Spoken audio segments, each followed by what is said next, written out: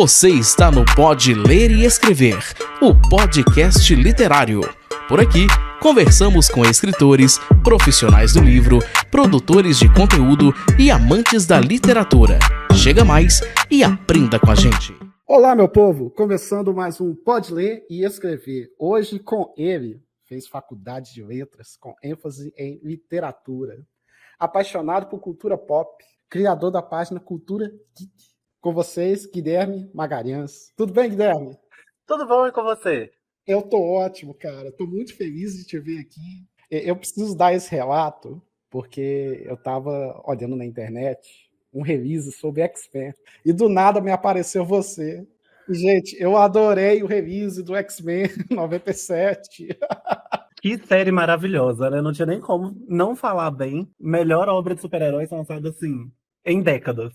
Exatamente, cara. E assim, eu fiquei de cara com a forma como eles abordaram toda essa questão política, cultural, e assim, eles deram uma valorizada tanto em alguns personagens. Exato, eu gostei muito, né? Que já tiraram o foco do Wolverine e trouxeram para outros personagens. É bom compartilhar esse holofote. Guilherme, para quem não te conhece, vão te apresentar melhor. Você é do Cultura Geek, tem um trocadilho. Vamos explicar quem é você, como surgiu a página e como a cultura pop, tudo foi acontecendo na sua vida. Me fala um pouquinho sobre você.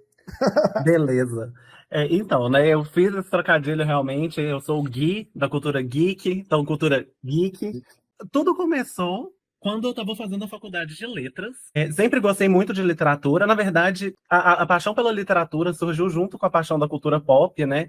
Eu sempre gostei muito de histórias, então eu sempre estava ali vendo algum filme, alguma novela, série, lendo livro. Quando eu cheguei na faculdade de letras, por causa dessas histórias, e percebi que a galera não curtia muito a cultura pop lá dentro, isso me incomodou um pouco. Porque, infelizmente, a faculdade de letras ainda é muito acadêmica, ela ainda tem um viés muito Mais do tradicional, clássico. né? Exato. E, ao mesmo tempo, eu percebia que a galera da cultura pop não percebia o quanto de teoria da literatura que tinha dentro da cultura pop. Foi nascendo ali aos poucos, bem aos poucos, porque eu formei já tem quase 6 anos e tô aí ainda, né? Agora que eu surgi a página, mas me surgiu a ideia de juntar as duas coisas e falar, vamos ver o que tem de pop na literatura e vamos ver o que tem de literatura no pop. Oi, e eu achei fantástico a forma como você aborda algumas questões. Não é à toa que eu comecei com X-Men, porque X-Men é um quadrinho que, assim, eu amo. Eu tenho alguns aqui, eu já acompanho há bastante tempo, gosto. Só que sempre quando eu vou apresentar para alguém, a pessoa, nunca vi isso. Eu falei, gente do céu, o que você está perdendo?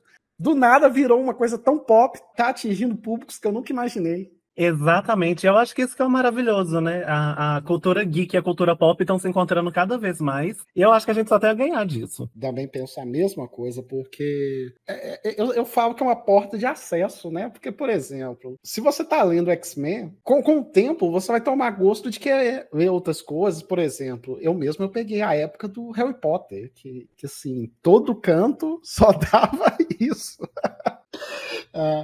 Gui, qual que foi algo que foi impactante, assim, tirando Harry Potter, que você acha que foi, assim, chamativo pra caramba no mercado? Porque teve várias eras. Exato, e eu não vou ter como não puxar uma sardinha pra mim nesse momento e falar o grande evento que me fez me interessar por cultura geek, que foi os filmes dos X-Men dos anos 2000. Opa, isso daí Pois é, eu sei que eles têm alguns problemas, né? Não são adaptações perfeitas, mas eu gosto muito delas pelo que elas são e não pelo que elas poderiam ser. Eu acho que muita gente também começou a ver, e todo esse boom de filme de herói que a gente tá vendo hoje nasceu ali, para o bem ou para o mal, tudo começou ali nas adaptações da Fox. Ô Guilherme, eu tenho uma questão, tem um filme dos X-Men, que é o do Wolverine Imortal. Ah, sim. Eu fui no cinema, eu vi esse filme, e assim, faltando 20 minutos pro filme terminar, eu tava, gente do céu, se eu fosse dar uma nota pra esse filme, eu ia dar 7. Porque eu achei o filme bom, razoável, dá pra ver. Mas, gente, veio aquela cena pós-crédito dele da roupa dele, eu dei 10. Eu falei, gente, é por isso que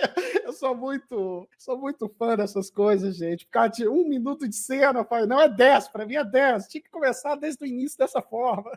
Exato, e as cenas pós-crédito já estavam desde ali, né, sendo um ponto forte das histórias. Exato. Aí eu fico falando, gente do céu, faz um roteiro mais redondo, vamos fazer um roteiro diferente, para fazer igual aconteceu comigo. Eu fiquei apaixonado pelo filme só por causa dessa cena. Porque eu fiquei pensando, velho, cadê o uniforme que eles não botam nesse personagem? Isso foi uma coisa que eles sempre tiveram medo, né? Eu acho que eles tinham medo de colocar e as pessoas levarem muito pro lado de coisa infantil. E aí nunca fizeram. E aí eu gostei, eu prefiro 1000 vezes os X-Men do que os Vingadores. Mas eu gostei do filme dos Vingadores, que eles vieram trazendo um monte de roupa colorida, uniformes bem parecidos com os quadrinhos, que isso foi dando coragem pra galera. Exatamente. E assim, ver os trailers de Deadpool e Wolverine, e ver o Wolverine com o uniforme clássico, nossa senhora. Bonitinho demais. É maravilhoso. Eu só sei que essa questão do uniforme, na época, não me incomodou. Eu falei, estão fazendo, deixa eu fazer. Mas o que mudou minha cabeça foi por causa do filme do Wolverine Imortal, que lá tava com os traços, aquele amarelo bem safado, mas é o amarelo. Então eu falei, uma hora vai. E finalmente foi. E eles foram tomando coragem e chegaram lá. O importante é que chegou. E Gui, você tem alguma obra, além dos X-Men, essa coisa de cultura pop que te influenciou? Porque teve uma trend, eu acho que no TikTok, sobre... Foi Machado de Assis? Eu tô na... Teve algum livro que também, por causa de influências da cultura pop, você correu atrás para descobrir e mudou sua cabeça? Olha, eu não sei se vai contar como cultura geek, mas assim, de cara me vem os Jogos Vorazes. Jogos Vorazes é maravilhoso. Pois é, né? E quando eu li, eu acho que foi o primeiro livro que estourou minha cabeça, porque eu já era velho o suficiente para perceber questão política em livros. Isso. E quando eu fui lendo, eu fui falando, meu Deus do céu, que coisa boa é essa, né? Exatamente.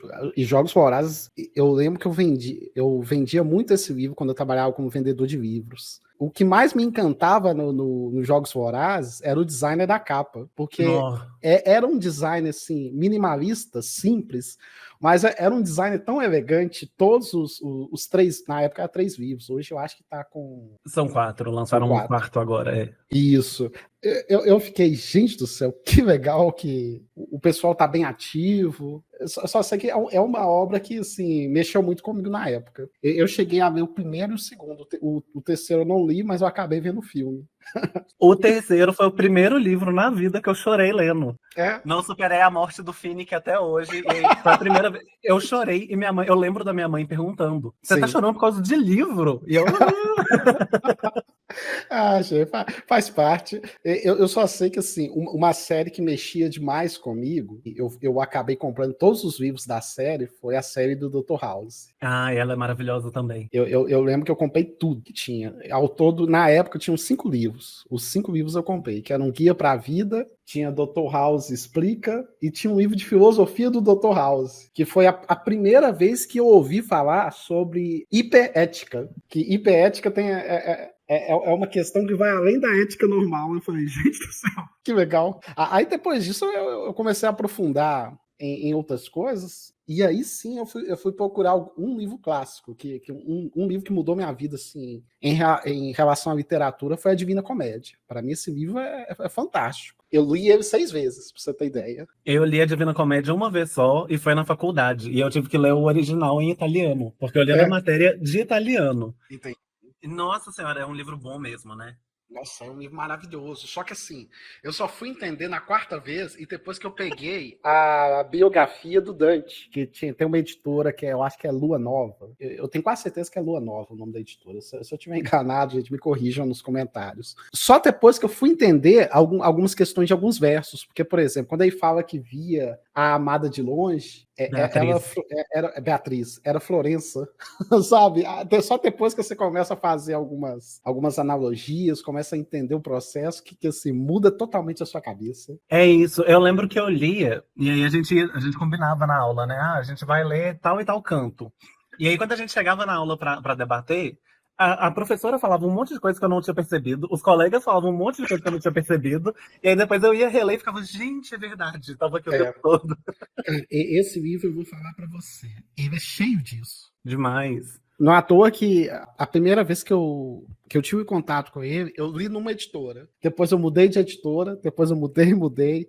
Aí, quando eu fui ler a quarta vez, eu procurei a editora 34, porque a editora 34 tinha umas anotações de rodapé que explicava alguns detalhes do verso. Por que ele foi feito daquele jeito? Só a partir da quarta leitura que eu comecei a entender, e a partir da quinta e sexta que eu falei, não, agora já tá bom. Essa edição da 34 é a que é bilíngue? Também tem os dois. Tem eu os acho que dois. foi essa que eu li.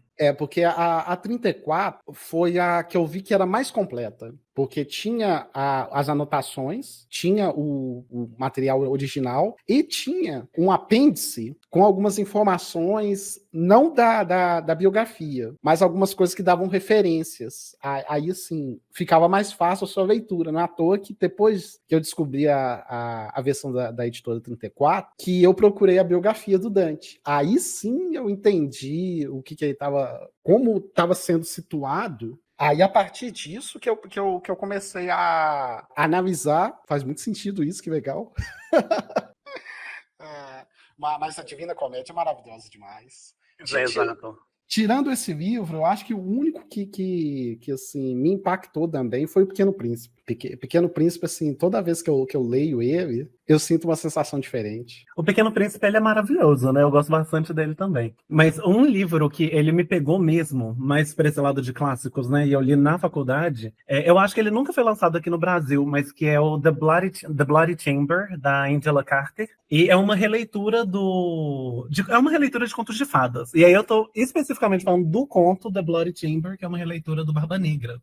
Eu lembro que eu li, e é uma escrita completamente visceral, e eu fui ficando viciado. Eu li no terceiro período da faculdade, e eu escrevi o meu TCC sobre ele. E eu soube desde o primeiro momento. Falei, gente, é isso aqui que eu quero estudar, é isso. Tinha alguma coisa nele que... O que te chamou a atenção nessa obra? Eu acho que o principal é que a Angela Carter, ela tinha uma proposta que ela fazia uma subversão dos contos de fadas a partir do ponto de vista de gênero. Então, as mulheres que ela escreve, geralmente as mulheres de contos de fadas são um pouco mais passivas, né? Elas estão ali esperando as coisas acontecerem. E as Angela Carter não, elas vão atrás, elas fazem acontecer. Então, quando eu li, e, por exemplo, ela muda o fato de que quem salva a terceira noiva do Barba Negra é a própria mãe, ao invés de ser os irmãos, como é no conto clássico. Mas tudo, ela faz um tanto de referências de literatura, de ópera, que é uma coisa que eu amo também. E eu fui lendo, eu fui ficando, gente, o que é isso? Que coisa maravilhosa é essa? Eu realmente queria que ele fosse traduzido aqui no Brasil, porque que história ótima. Fantástico, né? Não, maravilhoso. Guilherme, a questão de você ter montado a página, foi um hobby seu? Foi alguma coisa que você queria botar pra fora? Como que foi? Foi uma mistura de tudo, sabe? Pra ser bem sincero, eu já tinha bastante tempo que eu ficava com essa coisa na cabeça de eu gosto de histórias, eu gosto de contar histórias, eu gosto de acompanhar histórias, mas isso não dá dinheiro. Infelizmente, não tem como viver disso. E aí, quando eu assisti um show em São Paulo no ano passado, em setembro, e aí a cantora, ela tem uma temática muito, em algumas músicas dela, de falar sobre sonho, de encorajar as pessoas de correr atrás do sonho. E no momento do show, as coisas clicaram na minha cabeça e falaram, bom, criador de conteúdo pode ser um caminho para monetizar esses hobbies, essas coisas que eu amo de paixão. Em setembro, final de setembro, eu assisti esse show, começo de novembro eu comecei a página. Olha só, que fantástico. Mas eu acredito muito que quando a gente tem um projeto firme, um projeto verdadeiro, que comunica com a gente, eu tenho certeza que as coisas caminham bem, saem da gaveta e ganham corpo. Não, com certeza. Tanto que depois que eu dei o pontapé inicial, parece que as coisas começaram a se organizar sozinhas, sabe? Imagino. Uma outra coisa também que eu percebi, o Guilherme, é que você trata também, faz uma análise muito boa das questões LGBT, de toda a questão de cultura pop. Isso foi uma bandeira que você quis levantar? Como que surgiu essa questão para você? Foi sempre muito importante para mim, porque eu sou parte da comunidade, sou um menino gay, e crescendo eu nunca tive essa questão da referência, né? A representatividade que a gente tinha nos anos 90, começo dos 2000... Totalmente diferente do que é hoje. péssima, né? Era péssima. E isso gerava até uma sensação que eu sei que várias pessoas da minha geração e pra trás tinham, quando estavam crescendo, de a gente tá sozinho no mundo, sabe? Só eu que sou assim, não tem mais ninguém. Quando a gente tem uma representatividade boa, a gente consegue resolver bastante esse problema. Por isso, quando eu comecei a falar de cultura pop, eu resolvi que eu queria ter esse viés de falar de cultura pop de interesse LGBT, né? Que ou vai ser criada por pessoas LGBT e ou vai ter personagens LGBT também, e ou vai ser de interesse da comunidade por qualquer outro motivo, justamente para poder trazer esse tipo de representatividade que fez falta lá atrás e conversar mais profundamente sobre ela também. Porque eu percebo que muitas vezes as coisas são muito superficiais, as pessoas assistem e não pensam muito sobre, e aí eu queria justamente trazer um pouquinho mais de luz para isso. E teve algum personagem que foi a virada de chave para você? Não foi um personagem específico, eu vou falar um pouco mais. Eu poderia falar sobre o Hulkling e o Wicano na A Cruzada das Crianças, né? A saga da Marvel. Mas, na verdade, ela foi essa chave de virada veio com a Bienal do Rio, quando, né, o prefeito do Rio tentou censurar essa obra. E eu percebi que movimentou bastante a opinião pública, né? As pessoas começaram a procurar saber o que que era. Poxa, tá falando que é impróprio? Por quê? Ah, é só porque tem um desenho de duas pessoas se beijando? É isso que é Exatamente, impróprio? nada demais. Exato. E aí eu percebi que bastante gente se posicionou a favor, tanto que na época o quadrinho esgotou não só na Bienal, como no site também não dava para comprar, porque esgotou em tudo enquanto era canto.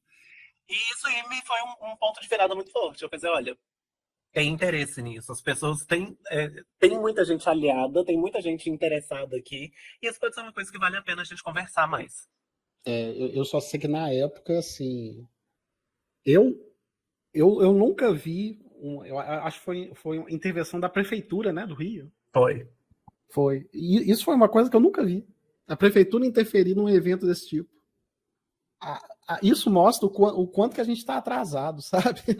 Exato, mas ao mesmo tempo, a reação do público, tanto da Bienal, a própria Bienal teve uma postura muito bacana de defender, Eu achei né? maravilhosa. Eu também gostei bastante, mas ali também me mostrou que apesar de ter um atraso, a gente já fez avanços e tem bastante gente disposta a não deixar retroceder mais. Deu um quentinho no coração no fim das contas. Não, deu. Ainda mais que eu vi atitudes muito positivas, por exemplo. Se eu não estiver enganado, o Felipe Neto fez uma doação assim, maravilhosa. Eu sei que o Felipe Neto é um pouco ele é Polêmico. Polêmico. E assim, essa atitude dele eu gostei muito. Achei assim, muito boa pro mercado, porque eu acho que a gente não deve censurar esse tipo de material. O que a gente deve buscar é tentar entender o que está acontecendo. Porque, gente, censurar livro, você tá de brincadeira, né? em pleno século XX, um absurdo desse, é tenso. Guilherme, como que está sendo o feedback desse material que você está produzindo do pessoal? O que você ouve do pessoal falando? Por incrível que pareça, o pessoal me dá mais feedback, parece que tem mais interesse justamente no projeto que eu achei que não ia ter interesse do público, que é o meu quadro de quarta-feira, que eu falo sobre teoria da literatura aplicada à cultura pop. Então, especificamente, eu pego um tema de teoria da literatura para discutir e mostrar onde que isso aparece, né? E as pessoas amam, porque geralmente elas ficam tipo, gente, como que eu não percebi isso, sabe? Agora que você falou, parece tão óbvio. E, inclusive, eu tive uma mensagem muito legal de uma menina, adolescente ainda. Mas ela estava comentando sobre o meu vídeo de subtexto, em que eu falei sobre por que tantas pessoas acham que a Elsa é lésbica, para explicar o que é subtexto. E aí essa menina me mandou uma mensagem privada para falar, então é por isso que eu me identifico com ela. E eu achei isso tão fofinho, porque eu também me identifico, e eu acho tão legal a gente poder levar um pouco de luz, né? Porque as pessoas acabam pegando, tipo assim, tem alguma coisa nesse personagem que parece comigo. E às vezes precisa de alguém mostrar o que é pra pessoa falar, então era isso aí. Agora eu fiquei curioso, porque eu gosto pra caramba da Elsa, eu acho esse filme lindo. me dá uma luz aí pra me entender o que é. Então, a questão do subtexto é sempre essa coisa que tá ali no subentendido, tá nas entrelinhas, né? E quando a gente vê a história da Elsa, ela nasce com alguma coisa diferente nela. É uma coisa que pode atrapalhar a relação dela com a família tem medo que as outras pessoas descubram, a família tem medo que isso machuque ela. Nisso aí a gente já começa a se identificar. Então a Elsa começa a se retrair, né? Tem todo aquele momento em que ela não cresce junto com a irmã, justamente porque ela tenta esconder esses poderes dela. Ela tá Também, isolada, né? exato, que também é uma coisa que a comunidade LGBT se identifica muito.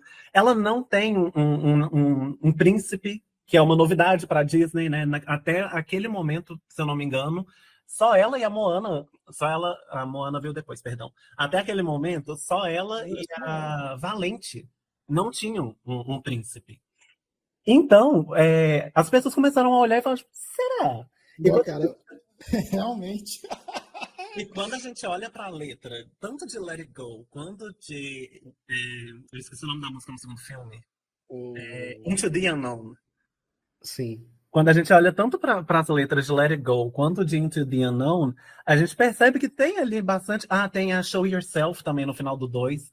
São letras que a gente vai olhar e vai falar, tipo assim, talvez a Elsa seja da comunidade. Que legal. Gente, eu nunca parei pra analisar dessa forma, porque assim, na minha cabeça, eu estava querendo fazer uma quebra de expectativa. Porque, por exemplo, Príncipe Encantado, será que o pessoal ainda quer ver histórias assim? Porque, assim, eu gostei muito deles ter focado no relacionamento de irmãs. Eu achei que é lindo. Mas agora que você está dando esse outro ponto, essa submensagem que pode existir, gente, também é maravilhosa. Exato. E é isso que eu acho muito rico em subtexto, porque é uma segunda leitura possível, né? A gente pode ler como apenas uma questão de, bom, o foco da Elsa não está em relacionamento, como pode ser também uma questão LGBT. As duas possibilidades estão em aberto. Quando eu fui ver Frozen 2, eu fiquei com muito medo de eles matarem isso e não mataram. Então eu acho que eles estão ganhando bastante. Só vamos ver o que vão arrumar no 3, né? Bom, cara, espero que não mexam nessa obra, porque ela é muito boa. Assim, Eu também. a forma como ela foi construída é muito, assim... Eu não vou falar bonitinho, porque não tem outra palavra, porque é boa. Tem um carisma, sabe? Eu acho que tem uma personalidade. Você me fez lembrar de uma obra que eu tinha ela aqui, eu acabei me desfazendo dela para comprar de novo, porque eu achei que a Panini ia relançar, que era o Trigun, que é um mangá japonês, que ele é cheio de submensagens por detrás da obra, porque o cara é um pacifista. E ele não mata ninguém. É assim, a obra é maravilhosa. Só que tem um detalhe na obra que é o seguinte: ele é pacifista, mas a culpa de todas as mortes cai nas costas dele. E tem um trecho do mangá que eles retirou da versão nova, que é ele andando no deserto com uma cruz. Cara, aquilo tinha tantas mensagens assim religiosas para mim, que eu fico pensando, gente, por que será que eles mexeram nessa obra? Porque assim, teve uma atualização nela, uma versão mais nova que saiu ano passado. Eu custei aceitar ela nessa versão nova, porque eles deixaram a obra mais limpa. Mas mesmo assim tá maravilhosa. Porque ela é cheia dos detalhezinhos que, assim, a cena tá mostrando uma coisa, mas se você analisar um pouquinho mais a fundo, você enxerga muitas outras coisas. Exatamente. Essa questão da higienização de obras também é uma tristeza, né? Cara, eu entendo isso porque é questão de acesso. Às vezes, um pai, uma mãe não quer, talvez, sei lá, mostrar violência para uma criança. Mas tem hora que eu não gosto. Eu fico muito assim. E isso é até um tema que você fez no seu canal sobre livros, se deveria adaptar ou não. Qual que é a sua opinião? Vamos lá. Falando dessa questão de higienizar as coisas. Isso, o que você acha? Você Eu acha acho, válido? eu acho que depende muito do que é. Quando a gente está falando de algum aspecto problemático de uma obra, eu acho que as adaptações não deveriam retirar isso dali. Sim. Eu acho que a gente pode aproveitar para discutir as coisas. Também acho. Porque só fingir, tipo assim, isso aqui nunca existiu, não vamos falar sobre isso, não resolve nada. A gente pode aproveitar como uma oportunidade de falar, não, beleza, tem isso daqui, e vamos ver o que isso aqui impacta nessa história, como que isso impacta os personagens, coisas do tipo.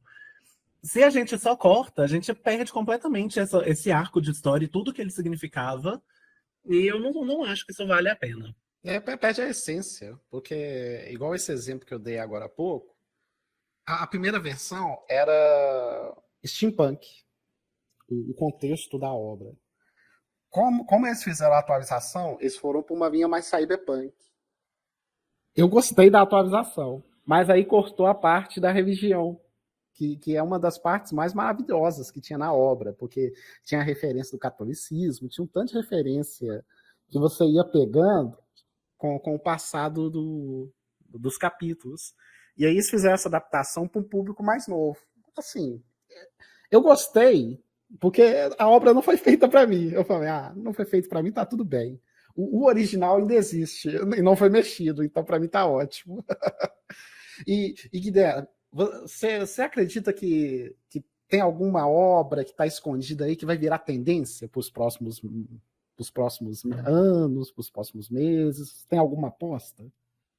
Olha, eu quero, mas talvez seja muito wishful thinking da minha parte, né? Muito mais vontade do que uma previsão em si. Mas eu acho que a série de Wolf Song, né? A série, na verdade, se chama Green Creek, mas todo mundo conhece por Wolf Song. Eu acho que ela tem muito potencial de virar uma tendência bem grande. É um livro de lobisomens, mas todos os protagonistas são LGBT.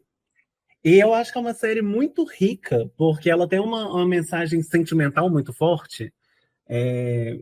O autor tem uma sensibilidade ímpar. Eu tô apaixonado por essa série. Eu já fiz tatuagem sobre. Meu primeiro vídeo no canal foi sobre. Eu quero fazer mais tatuagens sobre. Eu acho que tem um grande potencial aí de furar a bolha e estourar e virar uma grande tendência. Nossa, imagino, porque eu tô vendo que muita coisa que não viraria série, ou melhor, muita coisa que era livro não viraria série, tá virando. Principalmente por causa do Prime, Netflix tá investindo, graças a Deus. Não tá sendo só super-herói, formatinho padrão. E isso tá sendo bacana. Exatamente. Eu acho que essas histórias, que os streamings têm dado muita vida para histórias que não iam chegar, por exemplo, no cinema, né? E tá sendo maravilhoso de poder acompanhar. Se a gente for olhar, não é só streaming nesse caso, porque a HBO tem o canal também, mas olha o impacto de Game of Thrones e House of the Dragon, por exemplo, né? Se a gente fosse contar apenas com o que a televisão era, sei lá, 10 anos atrás, não 10 anos já tinha Game of Thrones, mas 15 anos atrás, sabe, não tinha como fazer uma coisa dessas. Com esse boost que os streamings trouxeram, eu acho que a gente tem conseguido contar muitas histórias que não chegariam à mídia mainstream de outras formas. Não, com certeza.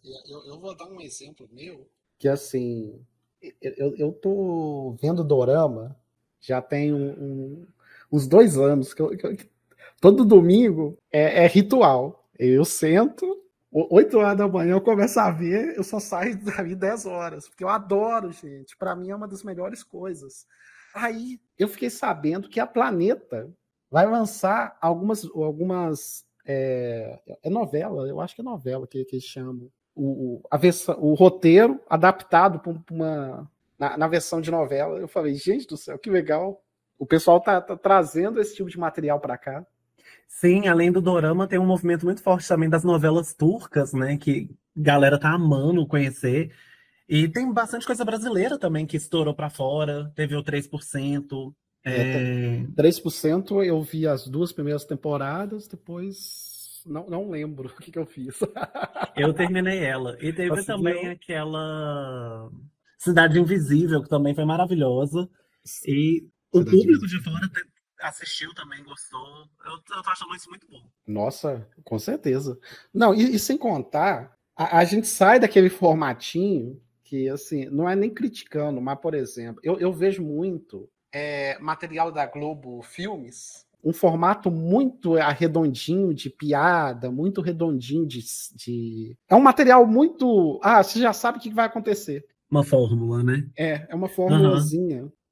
Quando eu vejo essas adaptações, por exemplo, tem uma que até ganhou prêmio na Netflix, que é a dos Anjos de Cabelo Vermelho. Ninguém está olhando. Gente, aquilo dali, para mim, foi uma das melhores coisas que eu vi nos últimos tempos, de tão boa que é. Que pena que não teve continuação. Exato. Eu também amei essa. Eu fiquei muito triste quando cancelou, porque foi um dos roteiros mais criativos que eu vi. Simples, porque não é uma coisa gigantesca. Você vê que ambientado, tem uma ambientação pequena, mas a ideia é excelente. Exato. Eu queria ter visto mais dela. Eu queria ver o desenvolvimento desse personagem, porque os personagens eram muito bons. Eram incríveis. Gente. E Gui, conta pra gente como que a gente faz pra te achar. Então, eu estou no Instagram, no Twitter e no TikTok, como Cultura Geek. No Twitter e no Instagram tem um underline, Cultura Underline Geek. No TikTok não tem, porque o TikTok não deixa pôr. E é isso. Não, fechou. E Guilherme, a gente sempre deixa essa pergunta por final, que é o seguinte: se você pudesse escolher 3 livros para poder indicar aqui para a nossa comunidade do Pode Ler e Escrever, quais livros você indicaria? Então, de cara, eu já vou começar por Wolfsong. Opa. Leiam Wolfsong, gente, é maravilhoso. Mas leiam com um lencinho do lado, porque vocês vão chorar, e isso é bom. Agora eu preciso pensar mais 2. Pode ficar tranquilo. Me fugiu completamente. É editado. Eu tô lendo Fogo e Sangue agora, então a minha cabeça tá puxando pra Game of Thrones toda hora, mas não. Game of Thrones não. Game of Thrones, eu Tá gosto. batido. Eu gosto, mas eu só gostei da primeira temporada. Eu gosto até onde tinha os livros. Pra mim é muito nítido que quando eles saem dos livros o negócio desanda muito rápido. Imagino. Uma Canção pra Morte, de Thaís Lopes. É um livro nacional de uma autora mineiríssima. E que maravilhoso. Tem uma ambientação próxima ali do O Fantasma da Ópera. Então quem gostou do musical vai gostar. Thaís Lopes, também. Queremos você aqui. Eu facilito esse contato. Manda ela. Gente. E outro muito bom, do mesmo autor de Wolfsong, é A Casa no Marcerulho. Muito fofo, e inclusive esse é acessível para crianças também. Mas é uma leitura para a família inteira, gente. De coração, é um livro bom para deixar o coração quentinho. Não, fantástico, Gui. Obrigadão pela sua participação. Fico muito feliz pela nossa conversa. Tenho certeza que você vai participar mais vezes. A gente está conversando. Em breve a gente vai soltar novidades. E Gui, gostaria de deixar alguma mensagem para os nossos ouvintes, para o pessoal que segue a gente? Então, eu queria começar dizendo que eu que agradeço muito o convite. Foi uma honra estar aqui. Para todos os ouvintes, eu queria dizer que, olha só, se você tem vontade de entrar para a comunidade geek, se você gosta dessas obras, estava ali com vontade de começar a falar sobre elas, consumir conteúdo sobre elas, gente, sejam bem-vindos, venham mesmo, tem espaço para todo mundo do lado de cá, tá? Não tem problema, eu sei que tá cheio de gente falando que, tal pessoa não pode, tal tipo de pessoa não deveria estar lendo, tal tipo de pessoa não deveria estar falando sobre, mas a gente já tem construído bastante espaço legal, tem muita gente legal para vocês seguirem, para vocês acompanharem, e se vocês quiserem construir conteúdo em cima disso também, tamo aí. Fechado. Guilherme, muito obrigado. Eu que agradeço por isso. E, gente, até a próxima. Tchau!